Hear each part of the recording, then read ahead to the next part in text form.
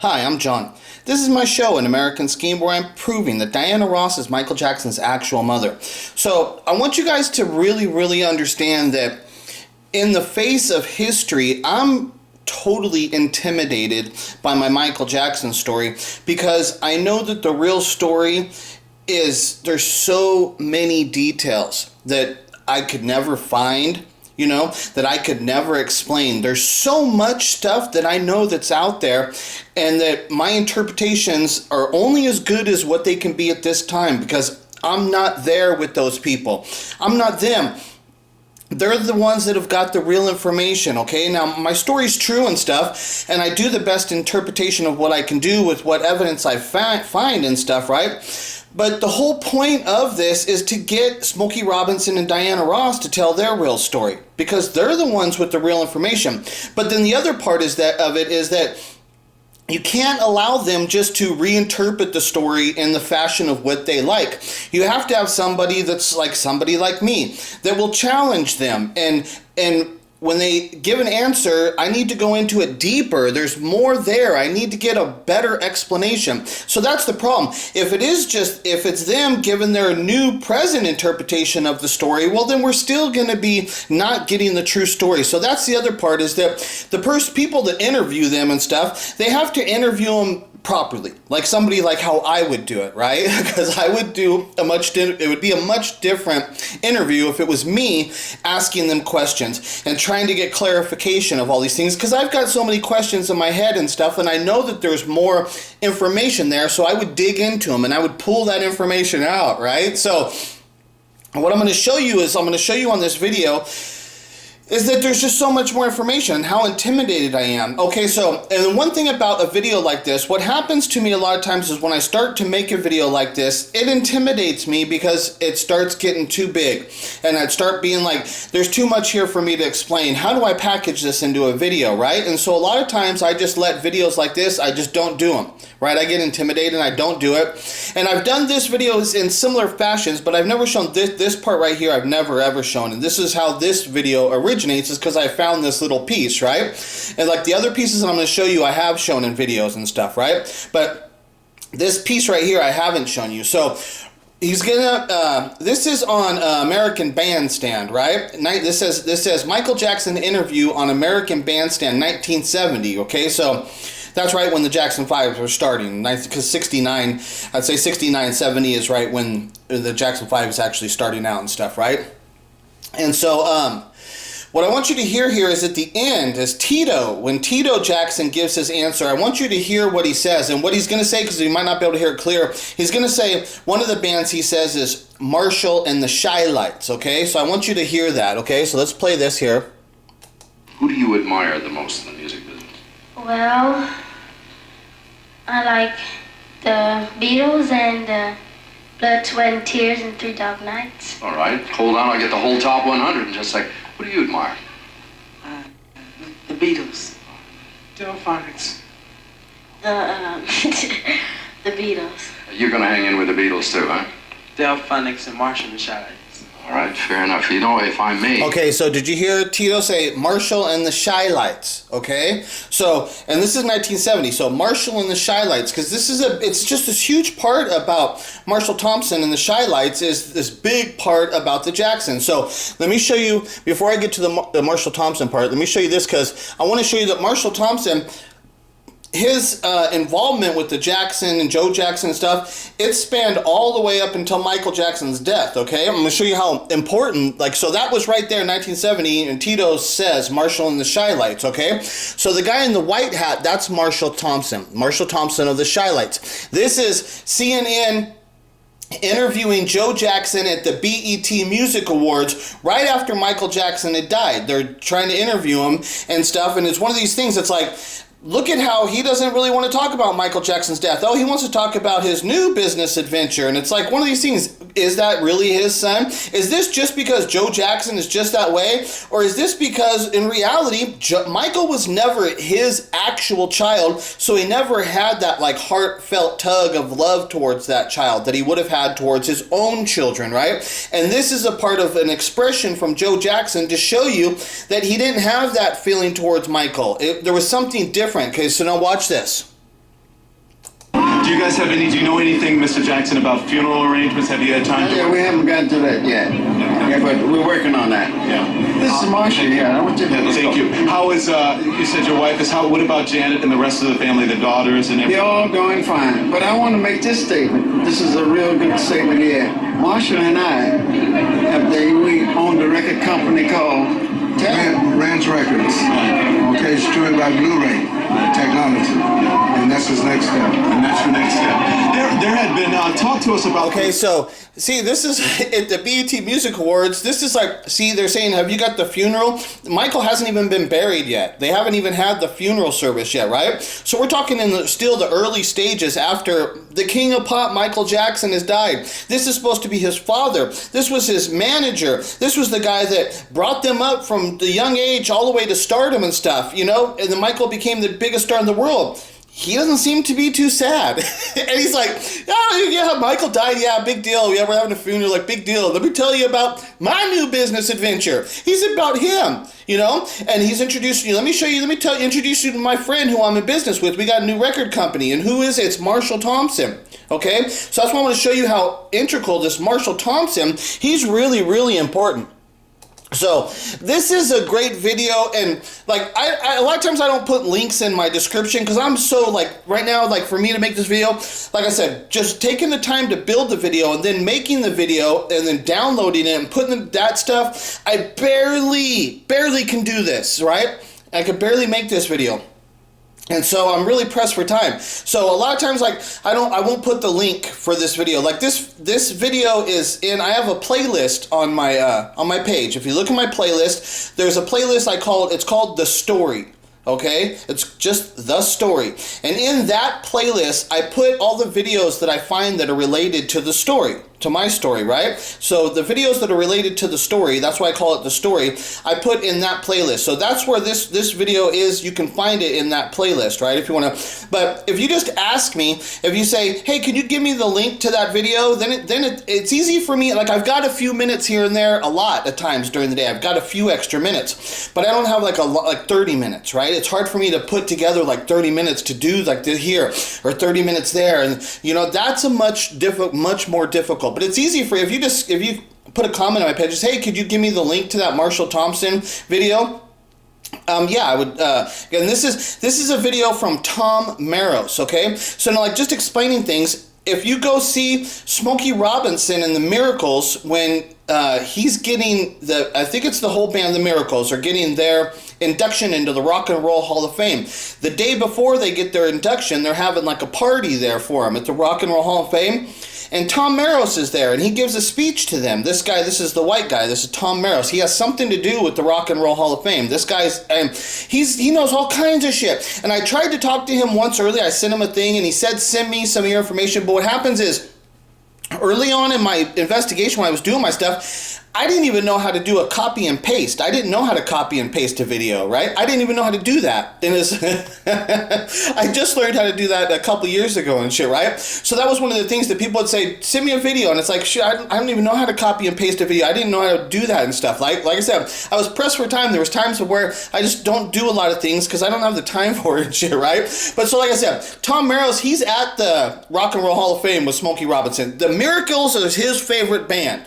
Right? This is the white guy. The Miracles is his favorite band. Okay, so this is one of the things is that he's doing these interviews with all these people. He gets all this information, but he doesn't know that there's this other story that's hidden under that Michael Jackson was the love child of Diana Ross and Smokey Robinson. He does all these interviews and talking to all these people that have information about that story, but he doesn't know about it. But some good information does come out from his interviews. There is other information that comes out. So listen to this here. This is a trickier part, this little piece here, but it's interesting. It's really, really interesting. Listen to what he's saying here. Now, in '67, Jackie Wilson sang one of the greatest rock and roll songs of all time, because that was the summer of love. Smokey had More Love. We had Brown Eyed Girl from Van Morrison. Right. The Temptations, You're My Everything. Okay, and another Roger Penzabene. Another big one. Yeah, big hit by Roger Penzabene and Norman Whitfield. And you guys had your Price of Love. in that summer. Right there, just yeah, it's Marshall and the Shy-Lights. The Price of Love, Marshall and the Shy-Lights. So he's saying you guys had your Price of Love in that summer. So he's saying the summer of 67, okay? The summer of 67 is what he said there. And Jackie Wilson's Higher and Higher.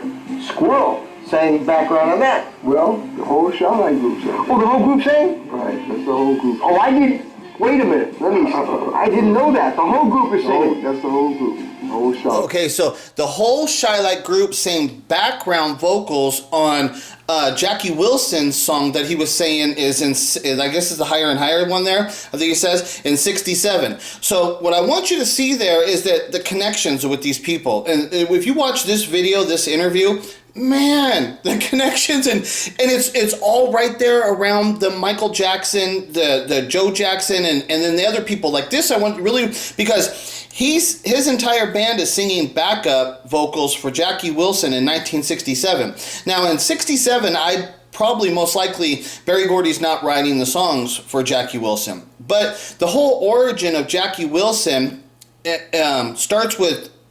Berry Gordy is writing all his hit songs. So Berry Gordy and Jackie Wilson, they have a huge connection together, right? So this is just what I want to show you is that this guy in 67, and what I'm going to show you more here is that in 67, he's the one that's hanging out with the Jacksons. He's the one running them all around Chicago. This is their big connection. And like I showed you, he's such a big connection that Tito, when he said, who's your favorite bands in 1970, he says Marshall and the Shy-Lights. When Michael Jackson dies and they're interviewing Joe Jackson's starting a new business venture, it's with him. It's with Marshall Thompson. So this dude is super integral into, like, the Jacksons. But not only is he, like, part of the development of the Jacksons, which I'm going to show you in this next clip, but it also shows you that he was huge with the whole music scene, right? And he's the Shy-Lights. He's from Chicago.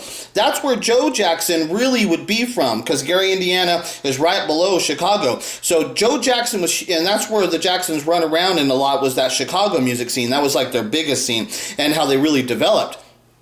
And this guy is connected with everybody. Like, the connections between these people is just amazing. So one of the parts about that is, like, why is Joe so fixated on going to Motown?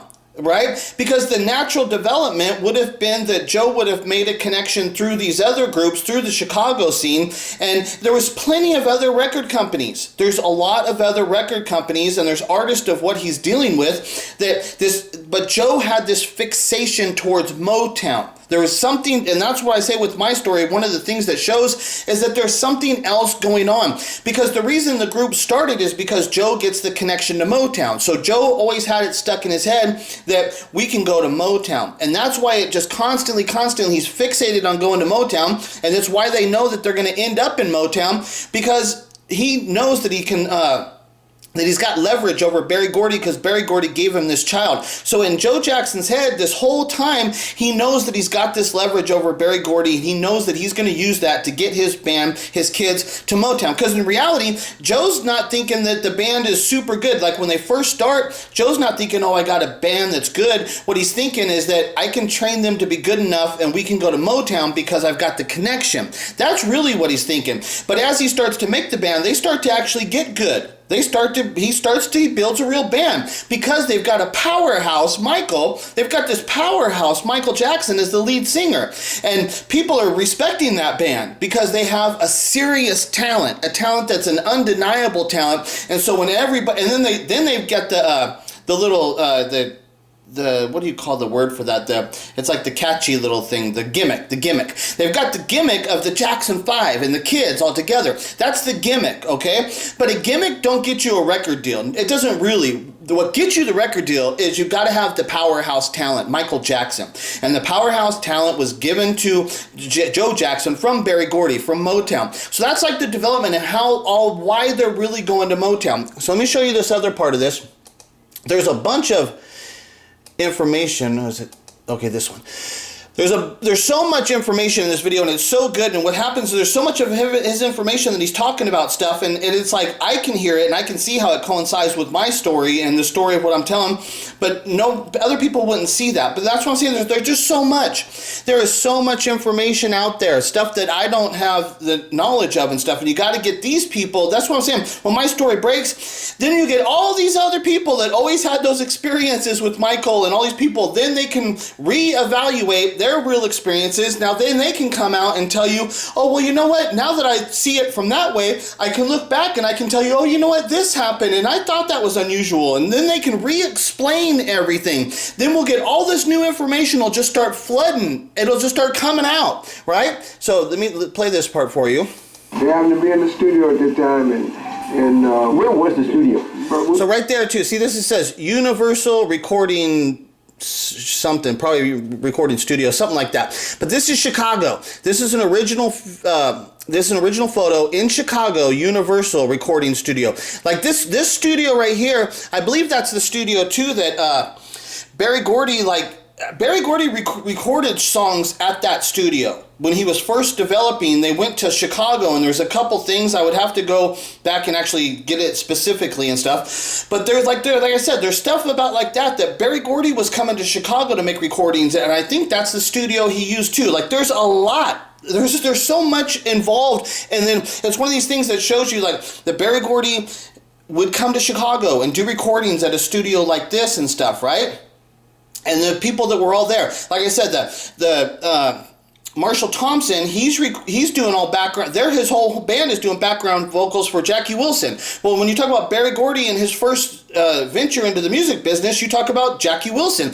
That's why Smokey Robinson is recording. That's why Smokey Robinson does an audition at Brunswick Studio, is because that's the label that did Jackie Wilson. This is how Berry Gordy and Smokey Robinson meet, is because Berry Gordy's dropping off some new songs for Jackie Wilson. Smokey Robinson comes in for an audition that day because he's auditioning at that studio, because that's the studio that's making Jackie Wilson. That was his favorite artist. And then when Brunswick turned him down, Berry Gordy saw Smokey and he went after him. And Berry Gordy says to him, hey, I'm Berry Gordy, you know, because Smokey's like, well, who are you? And he's like, I'm Berry Gordy. And Smokey says to him, oh, you're Berry Gordy. You write all the songs for Jackie Wilson. Like, Jackie Wilson's a big part. So in 67, you have that band, the Shy Lights, like that's what I was saying. They're doing background vocals for Jackie Wilson. So, like, the connections of how you got, these are people, they know, all these people know each other, right? There's so much stuff here. And, like, this one I hear, this, like, what he says about this studio is just really interesting. Who's at,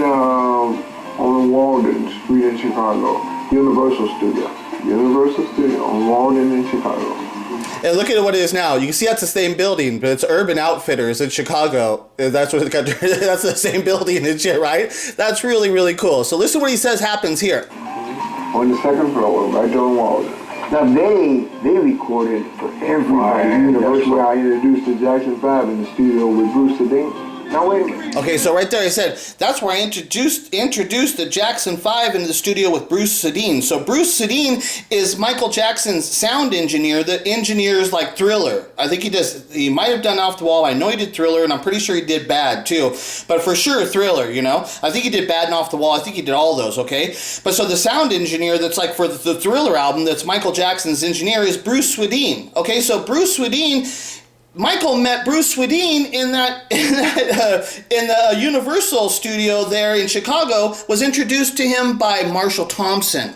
Okay? This is like the thing I'm saying is that Michael and the Jackson 5, they were hanging out with Marshall Thompson before they come to Motown. This is like, why are there folks so focused on Motown when they're hanging out with these people that are in the music scene right there in Chicago and stuff? They've got all these connections, but there's this thing about Motown that's going on. Now, right here, this is Bobby Taylor. And now, what I want to mention about Bobby Taylor is because he's going to be talking about the Shy Lights and stuff, right? But Bobby Taylor was brought to Motown by the Supremes. The Supremes, it was not Diana, it's Mary Wilson and Florence Ballard, I believe. I believe it's those two were in a club and they heard they heard Bobby Taylor singing, and they got him their audition. Okay, so Bobby Taylor is discovered by members of the Supremes. and he's brought to Motown from members of the Supremes. That's his origin story of how he gets to Motown. It came from the Supremes. Then when he gets to Motown, he ends up being, he's really good friends with Smokey Robinson. They develop a really serious friendship because they are golfing buddies. They like to golf. So they become golfing buddies, and they're really good friends. And that's what I'm saying is like, when he's going to say what he's going to say right here, it's like, yeah, but there's a whole lot more involvement with who Bobby Taylor actually is and who's he actually friends with and that he's at Motown. The whole story, there's a lot more to it and stuff, right? So let's listen to this. One of the Shy-Lights, the leader of the Shy-Lights, Marshall Thompson. Marshall asked me to go and look at this kid that was on stage at the time I walked in. And I went up there, and that was this little bitty guy about like that.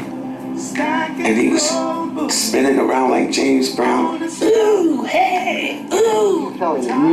So real quick right there, Sally says he asked me to go look at, he's like, look at the band, but who's he really looking at? He's looking at Michael. He's like, there's this little bitty guy up there, and he's singing and dancing like James Brown and stuff. Like I said, Michael's the powerhouse. Without the powerhouse Michael in that band, then the band is just a gimmick. It's just a gimmick band, and the people are not, the record companies are not interested in them. They can play the clubs and they can build a fan base, but the record companies aren't really interested in them. The reason that the record companies are interested in that band, because it's not just a gimmick, because they've got a powerhouse. They've got this dynamic performer as the lead singer who's Michael Jackson.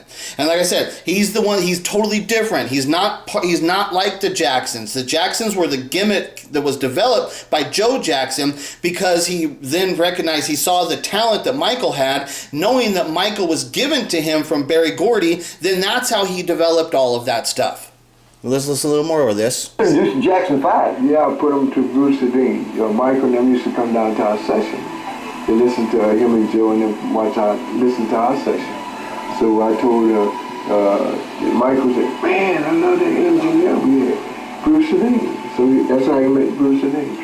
Michael, just a little kid. That's right. He loved the sound. He loved the sound that we was doing Coldest Day of My Life and so on. You are thinking, what are these young kids doing hanging around? I mean, I got work to do. See, now here too, it's like, this is the Shy-Lights, okay, see, and at this time they're on the Brunswick record label, because they were on a bunch of different record labels too, so that's the thing that's like, there's a lot of stuff going on, but here's the Shy-Lights hooked up with Brunswick. That's the original studio where Smokey Robinson does his audition. But now, Brunswick is bigger, because if you see, like up here, it says Brunswick Recording Studio, New York, okay? So, like, I don't know the actual details of, like, Brunswick, okay, are they out of New York and they've got an office in Detroit? Like, so like I said, I don't know the real integral details. Those are things you got to look into more to find out all this stuff and stuff. But it's just like, okay, here's the Shy-Lights. Now they're on the Brunswick label and stuff, right? And they were doing the backup for the Jackie Wilson and stuff, right? But like the connections, it's like, so you've got them like on the Brunswick label working with Jackie Wilson as backup vocals. This is the band who actually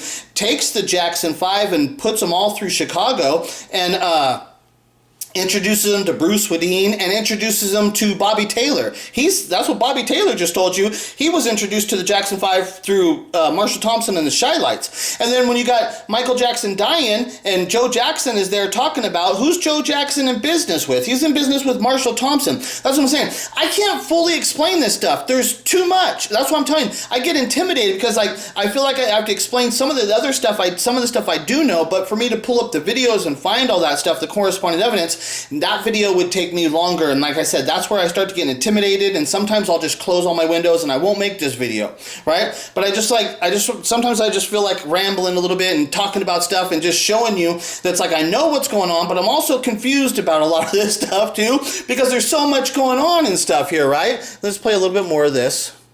Right. But then what did you say? Oh, I told Joe, I think how I really met Joe. Now, we did a song that Bobby Taylor used to sing. Who is Bobby Taylor? Bobby Taylor, the Superman group. See right there too. So okay, so we did a song that Bobby Taylor used to sing, and he's like, and see right there, he's like, you know how I really met Joe? And then he doesn't emphasize on that.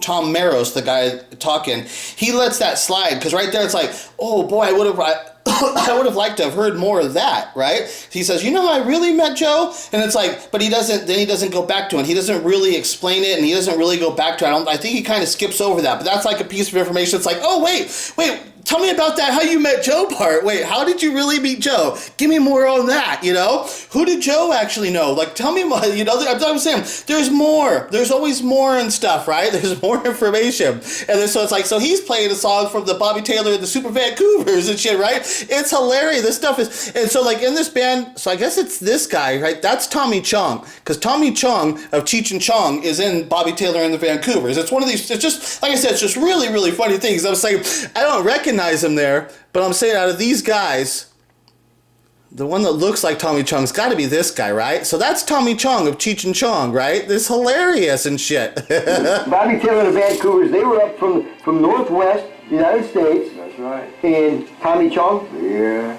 And they had a big hit. What was their big hit in 68? Does your mama know about it? So Bobby Taylor is at Motown. See, in 68, so that's before the Jacksons, I think the Jacksons do their actual initial audition for for Motown in 68, but they don't sign to Motown until 69 because they're still under contract to the Steeltown. And it's like one of those things, it's like, Joe Jackson got that contract with Steeltown, and before that, it was only a one-year deal. Before that deal's even ended up, he's over showing his kids to Motown, getting a deal over there. It's right. So it's one of those things too. It's like, okay, so right after Joe Jackson got a record deal and started making records on his own, what happens? Like within 6 months of that, Motown brings him in and signs him. They don't sign him.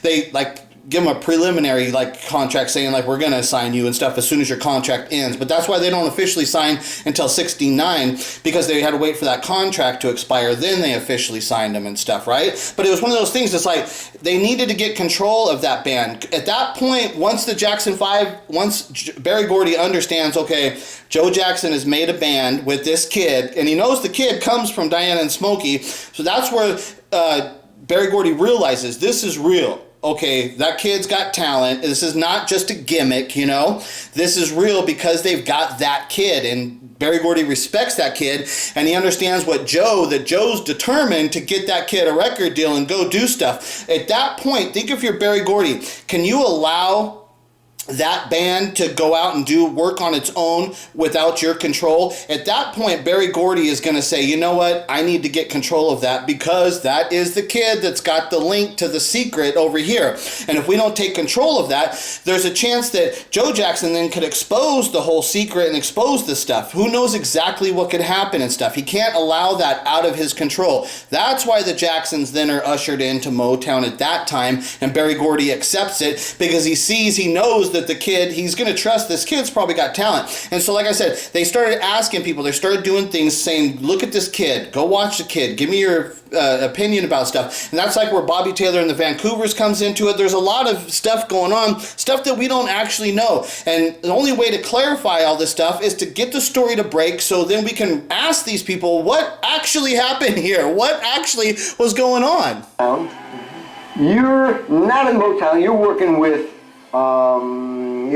Curtis Mayfield. You're working at Brunswick. Jerry Butler, The Impressions. How does Bobby Taylor get to meet you, and how do you introduce the Jackson 5 to Bobby Taylor? Well, what happened is Bobby come out with a smash hit before us, and he was headlining the show at the Regal Theater. So the Shine was co-starring with Bobby Taylor. But I've been right here. So see this thing, this battle of the groups, okay? So here's the Jackson 5, and it's July 17th, and I'm pretty sure this is, oh yeah, no, it says right down here, 1968. So it says Chicago Source Defender, August 11th, July, August. So yeah, it's, you know, when you're pinning down these exact dates, so, but it does say here 68, because that's, like I said, that's when the Jacksons did their audition, was it was right after this. When they did their initial audition, it's right after, this is July 17th of 1968. When you go see the audition, the original audition, it's right after this. It's 68, and I have to go back and check the actual date and stuff, but it's like right after this is when the Jacksons go do that initial audition at Motown. It's right after that. And this is the Regal Theater, because this is the famous thing about that Bobby Taylor and the Vancouvers, and they played with them at the Regal, and it was after that show that Bobby brings them to Motown. Like, that's the like official story of how it goes. But see, so on this billing here, it's the Jackson 5, there's Bobby Taylor and the Vancouvers, but this is the other band, the Marshall and the Shy-Lights. See, that's that other band that's there that nobody ever talks about, like in the Jacksons folklore and stuff. You got to really do like investigation of like what I'm doing to get to that Marshall. And like I just showed you in this video,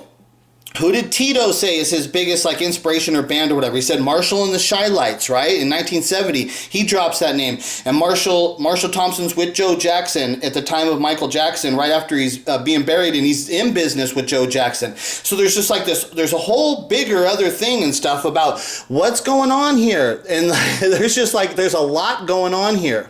Running the Jackson 5 all over Chicago, playing them little group, them little clubs. You were taking them around to the little in the club. Really? The little kids? He's singing and running them out the back door. See, he's the one. He's the one that was getting them all the gigs in Chicago. It was him. And it's because he's friends with Joe Jackson. And he's hooking. So it's like, that's what I was saying. He didn't explain really how he's like, he was going to explain how he really became friends with Joe, but then the Tom Merrills, they let him switch. He didn't get more on that. It didn't come out. But that's like that piece was like, wait, well, I wanted that information. What was that? How did you become friends with Joe Jackson? How did that really happen? Because he's the one that's running them around Chicago. So this is the part of what I want to show you, like bigger part is that Michael Jackson, the Jackson 5 and Joe Jackson are hooked up with the real music scene in Chicago. They're hooked up. Right? They're hooked up with them. That's why this drive to get to Motown, I don't understand how that develops naturally. I don't think it develops naturally. I think because it's not that this happened and that Bobby Taylor said, I can get you to Motown. And then when they went to Motown, they said, oh, Motown's looking at it. That's not how it was. He was talking about going Motown way before this. It was always like his drive and his focus was that we were going to Motown. We're going to Motown. There's much more information. There's documents of him sending audition tapes to Motown a few years before this. Like as soon as the Jacksons started to develop, they sent like an audition tape to Motown. That's like a part of what's going on. So there's much more about what's going on there. There's this definite connection. He wants to go to Motown and shit, right? So let's listen a little more of this. Oh, wow. So one day, Purvis Band, the blues man, he loved that group. Okay. See, like there too, he says about this guy, he says he loved that group. And there he is with Aretha Franklin. So Aretha Franklin, you know, the story with her and Smokey, she lived right around the corner. Smokey Robinson was really good friends with like her brother, and then he had met Aretha Franklin when she was really young and stuff, right? Like I said, these people, the stories and the connections, and he's talking to this Purvis Spam guy. I don't know exactly who that is, but he's you know, I'm sure you look into him, there's going to be more of that. But what Marshall just said, he said, oh, he loved that group, because when he's talking about the Jackson 5, oh, he loved that group, you know? So like I'm saying, that Jackson 5 act was legit, because they had Michael and shit. It was not a gimmick. And let's bring them in. They came in on the day one of the talent show in Chicago. So he came in on, let's bring them in. It sounds like he maybe ran the Regal Theater. I'm just coming out of spitballing. I don't know who that guy is and stuff. But the way he just said it there, it's like maybe that guy like ran, because he said let's bring him in on the talent show at the Regal Theater. So like that's maybe who that Purvis Spam guy. I don't know exactly who he was and stuff, right? We'll win the talent show and get a chance to play on the big show at the Regal Theater. So they won the talent show, so they end up on the big show opening up for us at the Regal Theater. See, and there's like parts of that too, the talent show. It's like, well, because there's supposed to be a talent show that took place in Gary, Indiana, that's like, there's supposed to be a talent show that happened there that they won. And like I said, there's so much more information when you actually get the details and all this stuff. And then so I'm going to yeah, it's like I want to play you more and stuff. That's what I'm saying. This interview is really good. And if you people, it just either you could go to my playlist and look at my playlist, the story, and this video is in there. You can find it there. Or if you just ask me, just say, hey, can you give me the link? I'll give you the link. I can post links on my page and stuff. I can't. That's the thing too. Is like when I go to other people's pages, if I wanted to say send them a link, you can't do that. They have to come to my page and put a comment. Then I could give them the link. So there's these problems that I run into too in YouTube and stuff. Right? There's stuff like that. So. But one of the things that here I'm not sure how far I'd have to go into it, but he's talking about it. But he says the thing about when the Diana Ross, because he brings that up. He says the thing. He's like, yeah, why? He says, why put my name like Marshall presents the Jackson 5, okay? Because they did Diana Ross presents the Jackson 5. And he says the thing, he's like, well, yeah, why would you put my name on there? But why did you put anybody's name in there? Why did it need to be Diana Ross presents the Jackson 5? Why does that need to be? Why does that even need to be associated? Why can't they just be the Jackson 5? Motown presents the Jackson 5, right? And then they start going on the stuff. They had good songs. Why'd you even need to bring her name into it? Except that she's going to build this relationship with Michael. There's going to be this connection that's not going to be, that they need to like give it excuse for it. It's kind of like a thing. It's like that's like the first excuse of what they gave of why Diana Ross is going to be spending so much time for Michael. That was like the first excuse. Diana Ross presents the Jackson 5. And then after that, everybody just kind of like everybody just accepted any relationship that was taking place with Michael and Diana.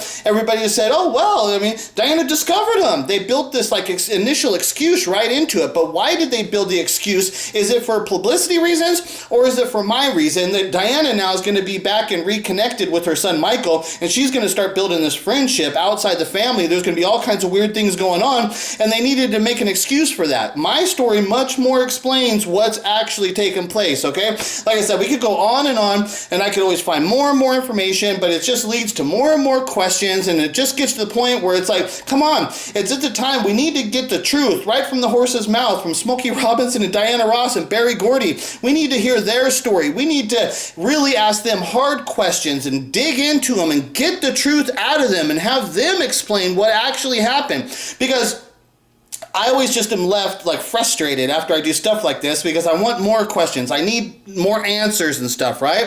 Okay, so that's good enough video for now and stuff. We'll talk to you later. Bye.